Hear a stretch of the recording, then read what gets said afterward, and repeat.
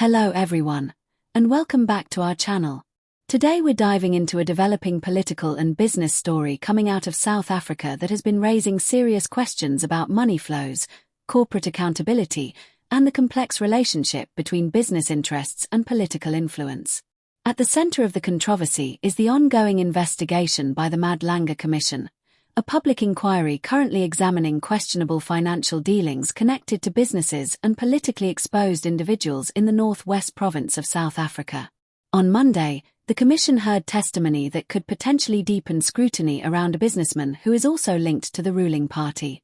The man in question is Suleiman Karim, a businessman from the northwest province and a member of the African National Congress, commonly known as the ANC. Karim appeared before the Commission to answer questions about financial transactions involving his company and another business entity that received tens of millions of rand over a relatively short period of time.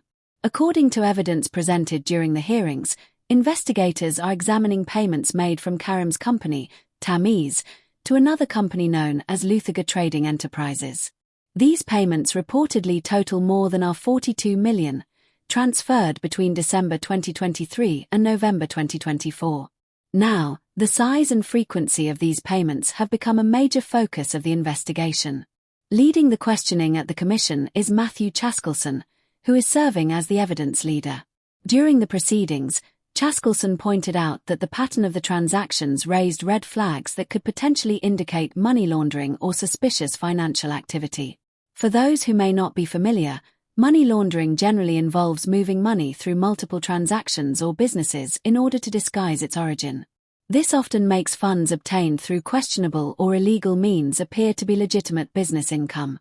Chaskelson told the Commission that the payments between Tamiz and R42 Trading Enterprises showed characteristics that required careful scrutiny. Large sums were transferred over time, and investigators want to understand exactly what goods or services were provided in return for such significant payments. This is where the story becomes more complex. Karim strongly rejected the suggestion that he was involved in anything improper. During his testimony, he stated clearly that he believed he was conducting legitimate business with trustworthy partners. He told the Commission that he had acted in good faith throughout the dealings. According to him, every payment was made openly and with the expectation that the business relationship was lawful and ethical. Karim explained that he believed he was working with honorable people and insisted that the transactions were part of normal commercial activity rather than anything suspicious. However, investigators are not only looking at the payments themselves. They are also examining the role of intermediaries who may have been involved in facilitating the transfers. In financial investigations, intermediaries can play an important role because they sometimes act as middlemen who help move funds between companies. In some cases, intermediaries are perfectly legitimate, for example, brokers, consultants, or contractors. But in other situations, intermediaries can be used to obscure where money is really coming from or where it is ultimately going. The Commission is therefore asking a number of key questions. Were the payments properly documented? Were there contracts supporting the transactions? Did the companies involved actually provide services that justified the amounts paid? And perhaps most importantly, were the financial flows consistent with normal business practices? These questions lie at the heart of the investigation currently underway. Analysts and political observers say the outcome of the hearings could have far-reaching consequences. South Africa has spent years trying to rebuild trust in its public institutions after multiple corruption scandals shook the country's political landscape. Investigations like the Madlanga Commission are part of a broader effort to ensure transparency, accountability, and ethical conduct in both the public and private sectors. When businesses operate close to political networks, the risk of conflicts of interest becomes much higher. Payments between companies connected to politically active individuals can raise concerns about whether those relationships are being used for legitimate commerce or for something less transparent. In the Northwest Province specifically, there has been growing scrutiny over high-value financial transactions linked to politically connected figures. Experts say that when large sums of money move through businesses tied to influential people, regulators and investigators have a responsibility to ensure that everything complies with the law. That does not necessarily mean wrongdoing has occurred. But it does mean that transparency becomes extremely important. For Karim, The challenge now is convincing investigators and the public that his business dealings were legitimate and properly conducted.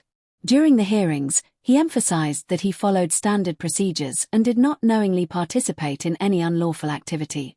His defense centers on the idea that he trusted the partners he was working with and believed the transactions were lawful. At the same time, the Commission's legal team has indicated that the scale and pattern of payments are significant enough to justify deeper investigation.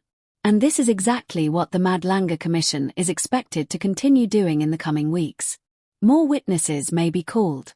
Financial records could be examined in greater detail. And investigators may attempt to trace the full path of the funds involved.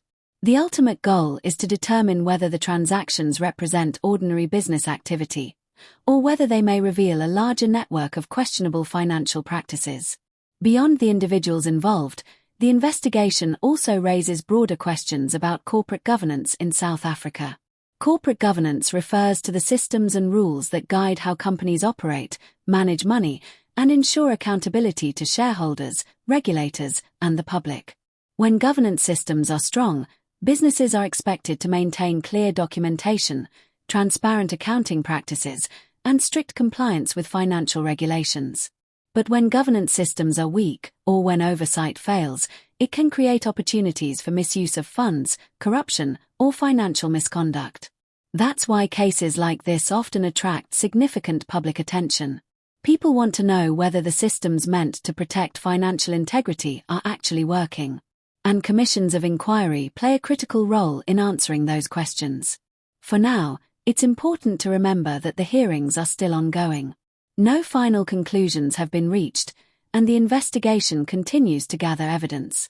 Karim maintains that he acted honestly and within the law.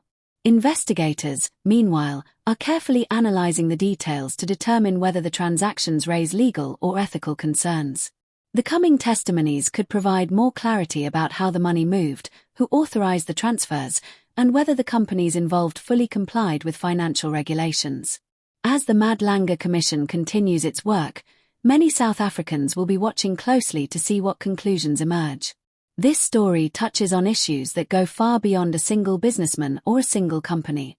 It speaks to larger questions about trust, accountability, and the responsibilities of both business leaders and political figures in maintaining ethical standards. And in a country where the fight against corruption remains a major national priority, every investigation like this carries important implications. If you found this breakdown helpful and want more in-depth analysis of political developments and investigative stories across Africa, don't forget to like this video, subscribe to the channel, and turn on notifications so you never miss an update. Also, let us know your thoughts in the comments. Do you think inquiries like the Madlanga Commission are helping strengthen accountability? Or do you believe more reforms are needed to improve transparency between business and politics? We'd love to hear your perspective.